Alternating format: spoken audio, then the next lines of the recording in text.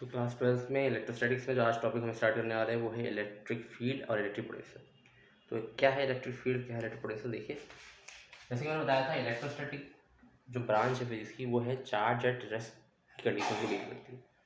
तो आपका charge rest पर है यानी v is equal to 0, velocity नहीं है उसके तभी दो तरह की प्रॉपर्टी शो करता है। और charge at rest shows two types of properties, जिसमें से एक प्रॉपर्टी होती है आपकी वेक्टर प्रॉपर्टी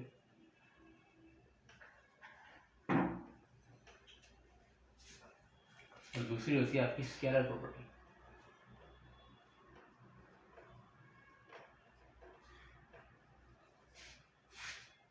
ओके, एक वेक्टर प्रॉपर्टी शो करता है और दूसरा स्केलर प्रॉपर्टी शो करता है। जो वेक्टर प्रॉपर्टी है उसे हम कहते हैं इलेक्ट्रिक फील्ड,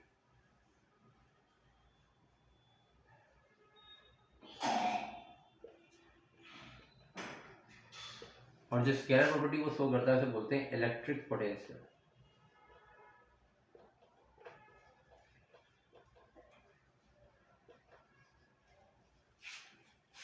ओके, अब इलेक्ट्रिक फील्ड है कैसे बारे में डिस्कस करते हैं।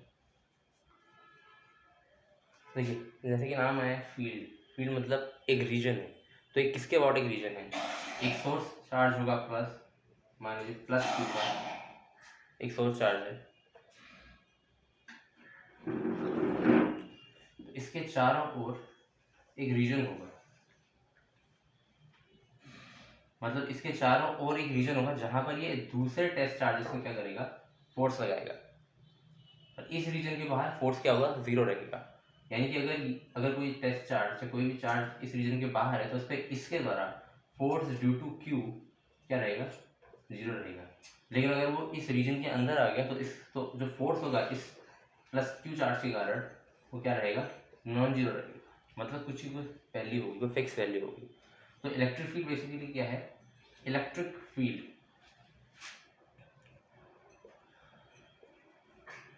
एक वेक्टर प्रॉपर्टी है तो उसके बाद वेक्टर साइन आएगा। इलेक्ट्रिक फील्ड बेसिकली क्या है, किसी पॉइंट पे टेस्ट चार्ज पे जो फोर्स लग रहा है उसकी मेजरमेंट इलेक्ट्रिक फील्ड है।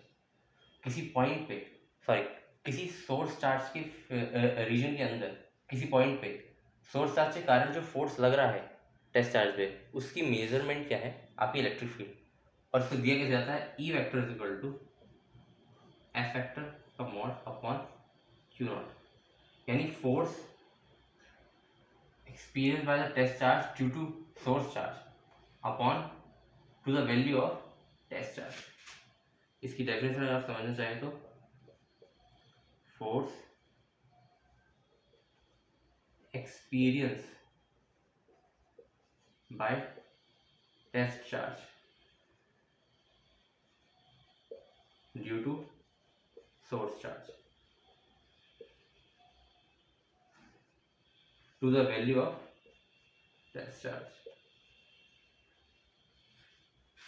ओके, यानी कि इस पॉइंट पे, इस पर्टिकुलर पॉइंट पे टेस्ट चार्ज पे सोर्स चार्ज के कारण जो फोर्स लग रहा है उसकी मेजरमेंट आपको क्या बताएगा, इलेक्ट्रिक फील्ड की वैल्यू बताएगा। फॉर्मूला है E is equal to F upon q, जहाँ पे क्यू नॉट जो है वो यहाँ पर टेस्ट चार्ज है, एफ है आपका जो इस टेस्ट चार्ज पे फोर्स लग रहा है इस सोर्स चार्ज के कारण। ओके, थोड़ा सा और डिटेल में डिस्कस करते हैं।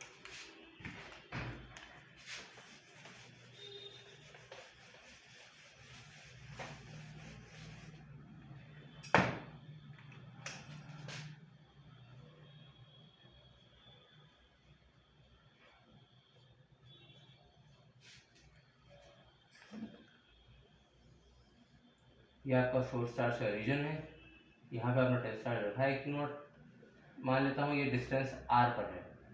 ओके, आर डिस्टेंस पर रखा है तो जो एफ की वैल्यू होगी, यानी आपको कूलम्स लॉ पढ़ा है, कूलम्स लॉ से इलेक्ट्रोस्टैटिक फोर्स की वैल्यू क्या होती है, इसकी वैल्यू होती है आपकी F vector is equal to 1/4 pi epsilon naught q naught upon distance का, ये होगी इस एफ की वैल्यू। तो अगर ये वैल्यू मैं यहाँ रखूँ इस फॉर्मूले में, E vector is equal to 1/4 pi epsilon naught q naught upon are square, नीचे है आपका क्यू नॉट, तो क्यू नॉट से क्यू नॉट कैंसिल होगा, जो बचेगा वो होगा E vector equal to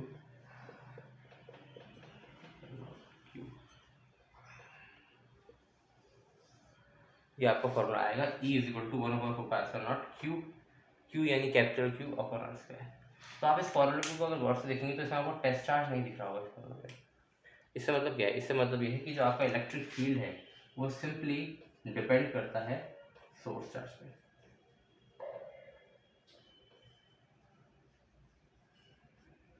electric field test charge पे डिपेंड नहीं करता।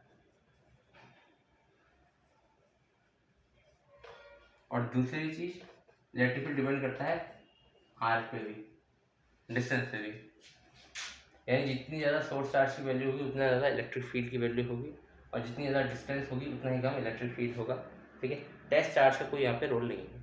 टेस्ट चार्ज को बेसिकली हमने यहाँ पे टेस्ट करने के लिए से इस्तेमाल किया, आप समझ सकते हैं। ठीक है, तो टेस्ट चार्ज का कोई सिग्निफिकेंस नहीं है, कोई फिजिकल सिग्निफिकेंस नहीं है। फिजिकल सिग्निफिकेंस है यहाँ पे सोर्स चार्ज का। ओके, तो ये है आपका इलेक्ट्रिक फील्ड। अब अगर इसके बीच ग्राफ बनाने को आए तो देखिए ग्राफ कैसे बनेगा। ई और आर के बीच का ग्राफ,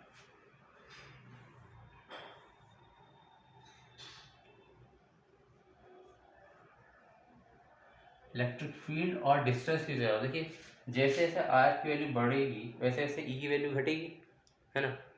इन्वर्सली प्रोपोर्शनल है ना, और ओ पी स्क्वायर। तो जैसे जैसे आर की वैल्यू बढ़ेगी ई घटेगा। तो यहाँ ग्राफ से अगर हम इसको समझें क्या होगा, जैसे जैसे आर बढ़ेगा ई की वैल्यू कम होगी, जैसे जैसे हम आगे आर में आगे बढ़ेंगे तो ई नीचे की ओर आएगा। तो ग्राफ कुछ ऐसा होगा। ओके,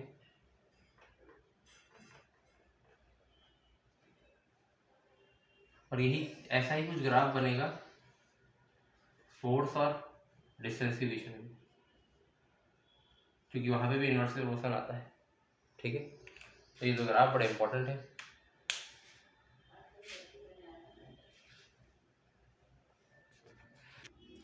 अब देखिए इसकी यूनिट क्या होगी, इसकी मेजरमेंट की जो यूनिट है वो क्या होगी। अगर आप फॉर्मूले को गौर से देखें तो ऊपर फोर्स है और नीचे क्या है, चार्ज। तो जो ऐसा यूनिट बनेगी इसकी वो होगी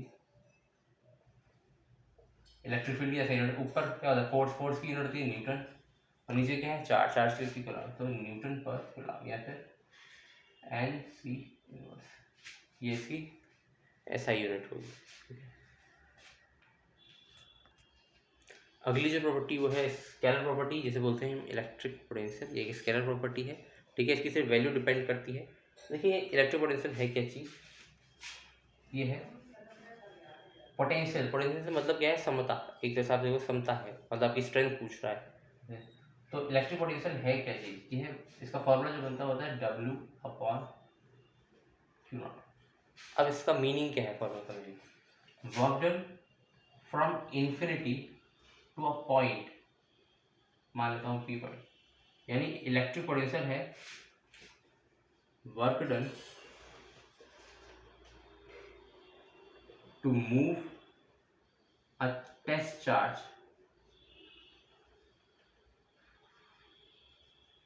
from infinity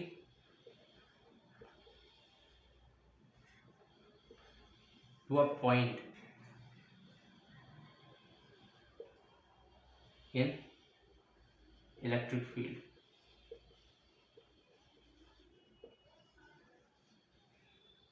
Work done to move a test charge from infinity to a point in electric field, upon में क्या है आपका टेस्ट चार्ज की वैल्यू।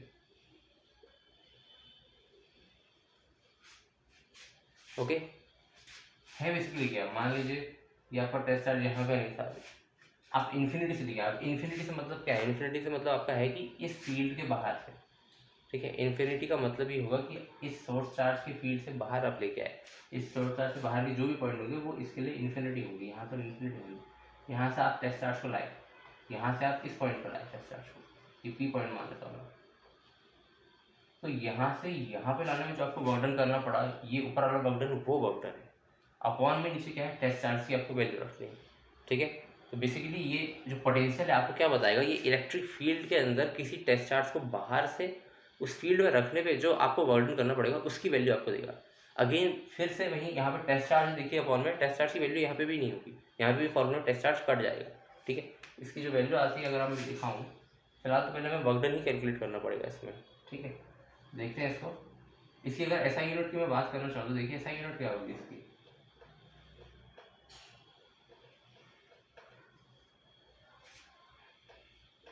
देखिए ऊपर क्या है, वर्कडन है। वर्कडन की यूनिट सबको पता है क्या होती है, जूल होती है, और नीचे चार्ज तो जूल पर कूलम या फिर J/C ऐसा आप लिख सकते हैं। ओके, चलिए वर्कडन निकाल लेते हैं इसका। तो वर्कडन कैसे निकालते हैं, देखिए आपको पता है वर्कडन होता है फोर्स इनटू डिस्प्लेसमेंट, वहाँ से यहाँ आने में या वहाँ से यहाँ भेजने में जो फोर्स लगेगा आपको पता है इलेक्ट्रोस्टैटिक फोर्स है, उसकी वैल्यू होगी 1/4πε0 कैपिटल Q इंटू Q0/r²। और जो मान लेता हूँ थोड़ी देर के लिए जो स्मॉल डिस्प्लेसमेंट मुझे करना पड़ रहा है यहाँ से यहाँ ले जाने से पहले, यहाँ से थोड़ा सा स्मॉल डिस्प्लेसमेंट वो dr मान लेता हूँ, चलिए मैं, ठीक है। तो W=F/dr। अब ये क्या है, ये थोड़े से के लिए है, स्मॉल डिस्प्लेसमेंट के लिए, लेकिन मुझे यहाँ से यहाँ पहुँचाना है तो उसके लिए मुझे क्या करना पड़ेगा, इंटीग्रेट करना पड़ेगा। मैं इंटीग्रेट करता हूँ F/dr। F की वैल्यू आप सबको पता है 1/4πε0 capital Q Q0/r² into dr।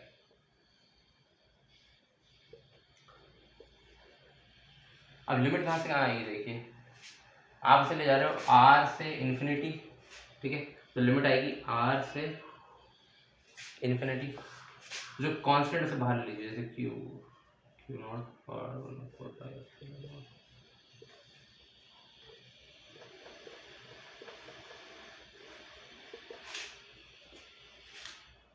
हाँ देखिए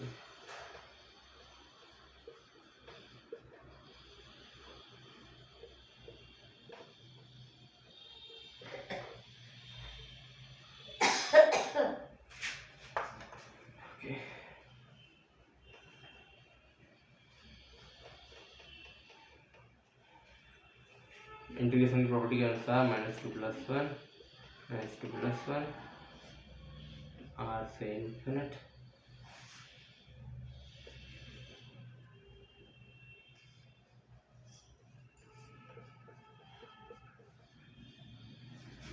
ये हो जाएगा आपका -1/r, आई थिंक, यस।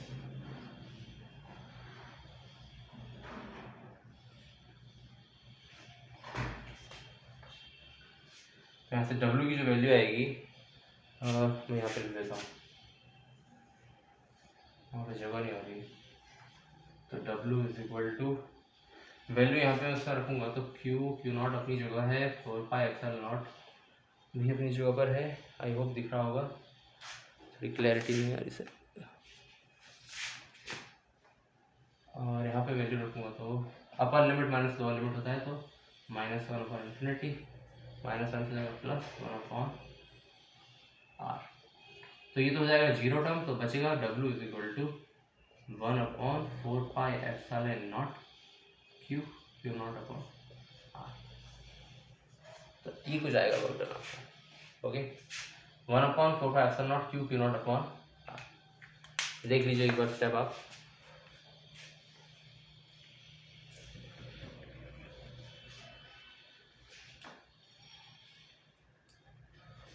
अब इसके बाद ये वैल्यू को यहाँ डालना है, तब जाके पोटेंशियल निकलेगा।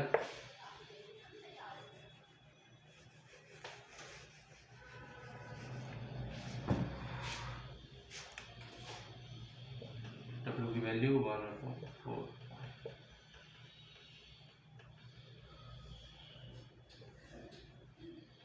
Q0 से Q0 कैंसिल, देखिए फिर से यहाँ पे पोटेंशियल पे टेस्ट चार्ज का इफेक्ट कैंसिल हो चुका है, तो V बचा गया 1/4πε0 Q/r।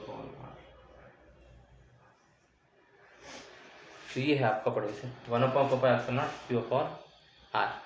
यहाँ पे भी पोटेंशियल आपका डिपेंड कर रहा है सोर्स चार्ज पे, टेस्ट चार्ज पे यहाँ पे भी डिपेंडेंसी नहीं है, और R की इनवर्सली प्रोपोर्शनल है, वहाँ स्क्वायर पे था, यहाँ स्क्वायर नहीं है, लीनियर पावर पे है, ठीक है। तो अगर आप पोटेंशियल और उसके पीछे ग्राफ बनाना चाहेंगे,